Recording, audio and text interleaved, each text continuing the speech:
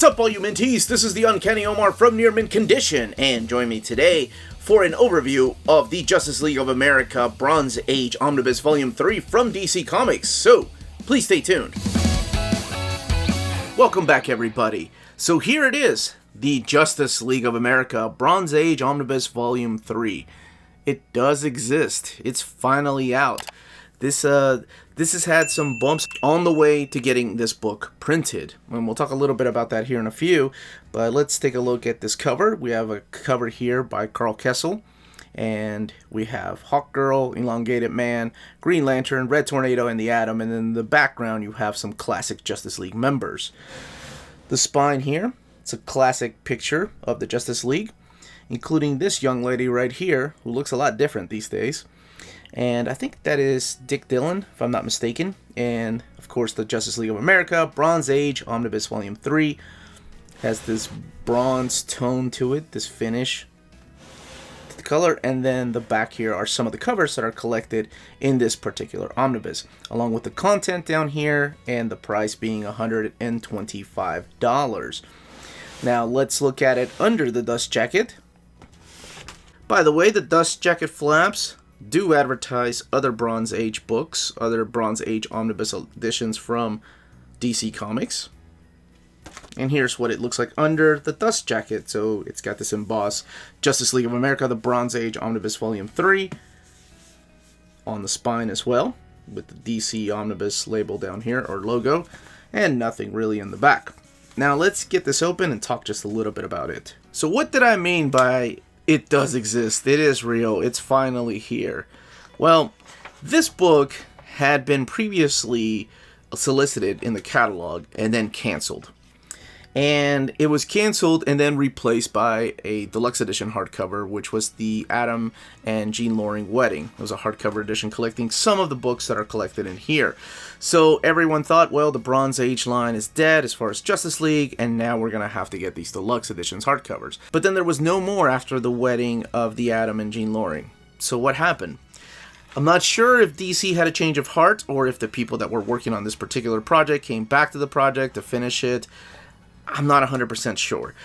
Here's a forward by James Tynion IV, of course, one of the greatest writers on Batman right now.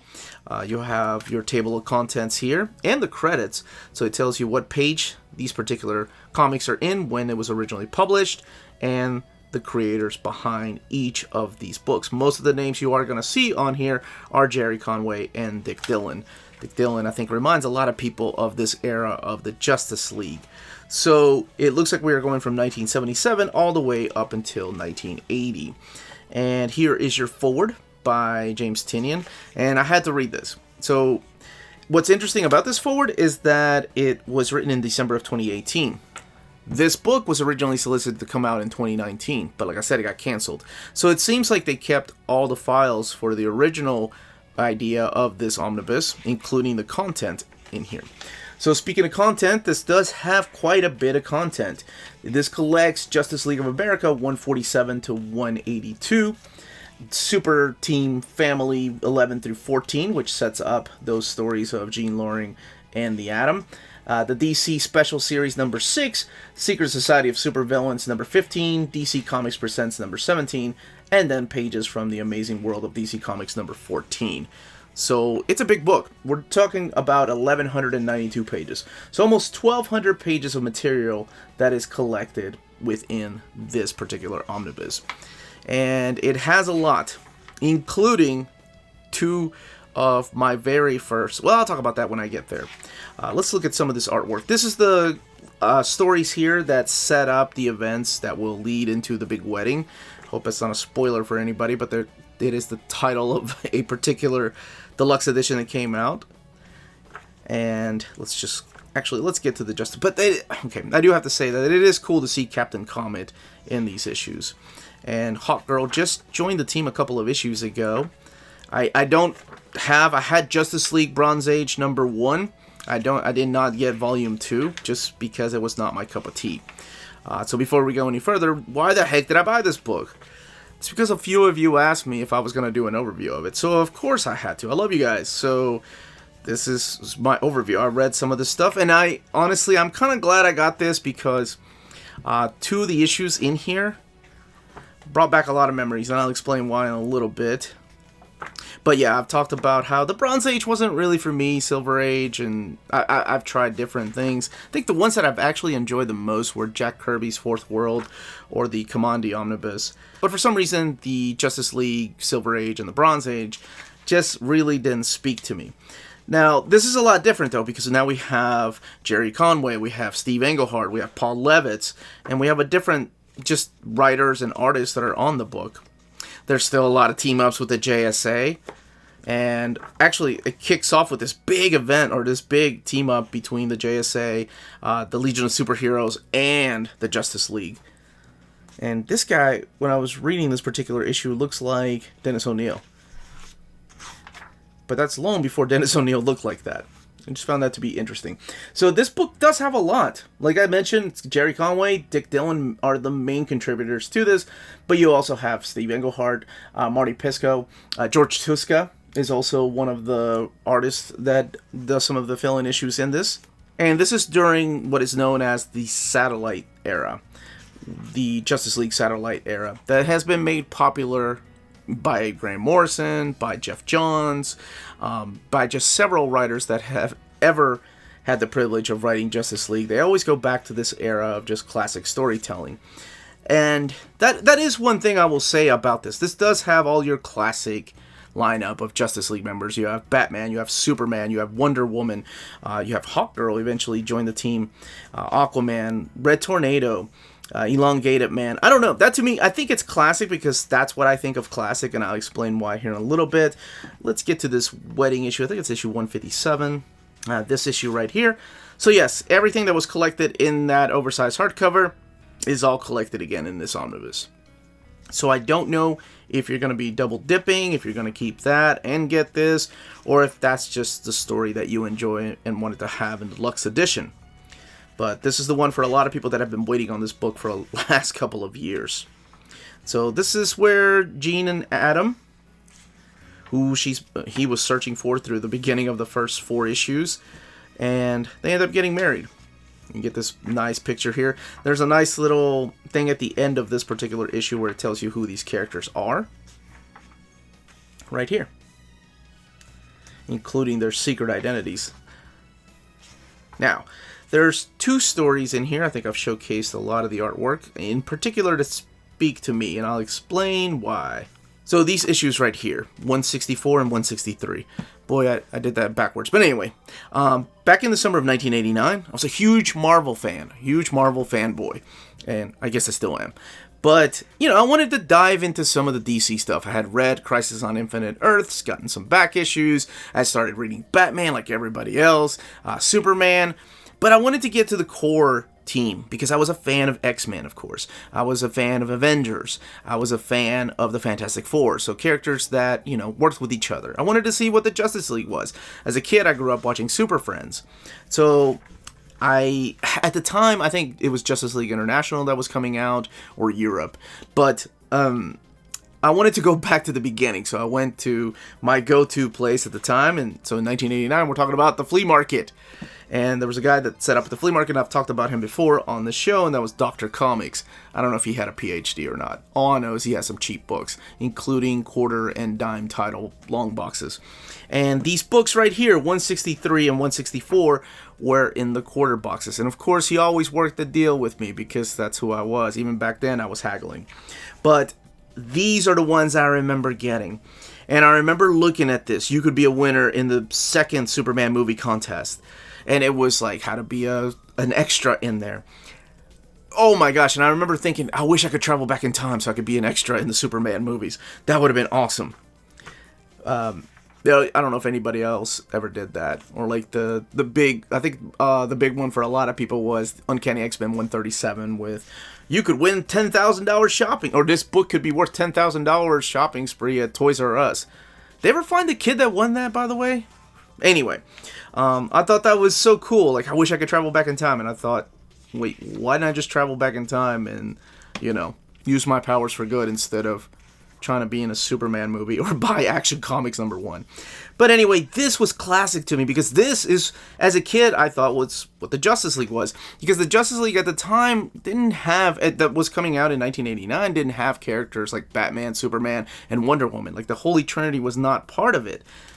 So going back and reading these, I was like, oh, this is Justice League. This is Super Friends. And then this, to me, was my Satana. This lady right here, who looks nothing like the way she looks now or when she first appeared. They changed her costume up. And I always thought, right, Tornado was part of the team. So it was a big deal when Brad Meltzer brought him back to the team in Justice League. But this, to me, was the Justice League. I read these issues over and over. Granted, not as many times as I read X-Men, but they were still a lot of fun. No idea what happened to those single issues, but it's nice to have them in this collection. So I'm really glad. I had forgotten about them, honestly, until I started opening this up and reading it and then flipping through some of the pages to talk about this overview. And then I found them in there, and I'm like, holy crap, that's right, I used to have those issues. And I never found out what ended up happening to Satana's mom. Well, I mean, I did later, but it's here now. So this is the Omnibus from the Bronze Age. The last part of the 70s, getting up into the 80s. Now, I'm sure one of the questions that I'm going to be getting is, wait, does this line up perfectly with the Detroit era Omnibus? And no, it does not, because this ends with issue 182. And I think the Detroit era starts with issue 233. So we still have enough material for maybe 2 more Omnis in between this and Detroit era. Then, of course, the Detroit era rolls into Justice League International. So I know that has a lot of people hyped. Hopefully the sales of this will be good, and hopefully they'll continue. Dr. Destiny, is that who that was? They'll continue publishing these Omnis from the Bronze Age.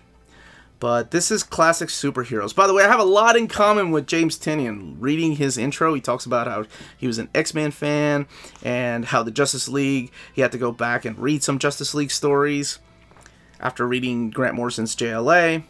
And honestly, that's kind of the way I was too. I had to go back and read some. And luckily for us, there was a lot of reprints in those big 80-page books of classic Justice League stories when I was a kid. And then they had the small digest-sized reprints.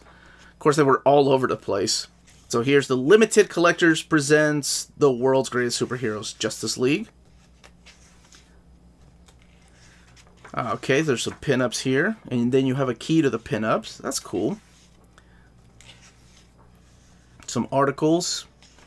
The longest running superhero team in comics history. And it talks about each member, where they first appeared. And more issues to find about their origin. The Manhunter from Mars. And then guess. I assume guess include, yeah. Oh, there was a cool appearance here by Jonah Hex, too. So it's not just the Legion of Superheroes. It's also the Secret Society of Villains. They show up in here. Poison Ivy. There's the JLA editor, Julius Schwartz, who went by Julie.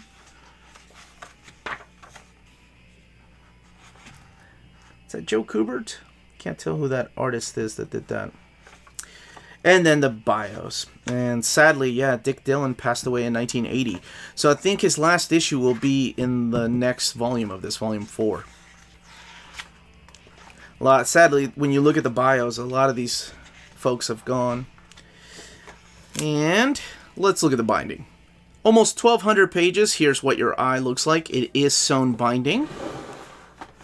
And honestly, it laid over really nice. It's, towards the beginning, because of the heaviness of the front bookend page here. It tries to close on you, but not very much. I've seen a lot worse. And honestly, this is one of the better ones. Because the paper quality is this really thick, glossy paper. And I can't remember if they used that in Volume 1, and I don't know if they used it in Volume 2. But this is it. This is Justice League Bronze Age Omnibus Volume 3. That, as they say, is that. If you're interested in purchasing this book, don't forget to check out our sponsor, cheapgraphicnovels.com, your online source for collected editions up to 50% off retail price. Cheap Graphic Novels prides itself on excellent packaging, so your stuff gets to you in excellent condition, and they have amazing customer service. Check out their bargain deals for up to 90% off cover price. And for all you Minties that are watching, if you're a first-time customer, don't forget to mention that Near Mint Condition sent you their way for a promotional credit on free shipping on your next order. Now, this is only only for US customers. CheapGraphicNovels.com, your source for the hottest books with deep discounts, customer service, and excellent shipping that will keep you coming back for more. And that was the content, the page count, and build of this omnibus. Let me know in the comments down below if you are picking this up, if you're gonna upgrade your Wedding of the Atom and Jean Loring, if you've been getting the Justice League of America Omnibus editions, whether it was the Silver Age, the Bronze Age, or any incarnation of the Justice League, or if you just have a specific era that you like to collect. Any of these stories bring back memories to you? Let me know all those comments down below. And if you have any more questions. Again, this was the Uncanny Omar. Don't forget to check out our Patreon and our Spread Shop. Amazing ways to support the channel if you can do so. And more importantly, everyone, please stay healthy, stay safe, and much love.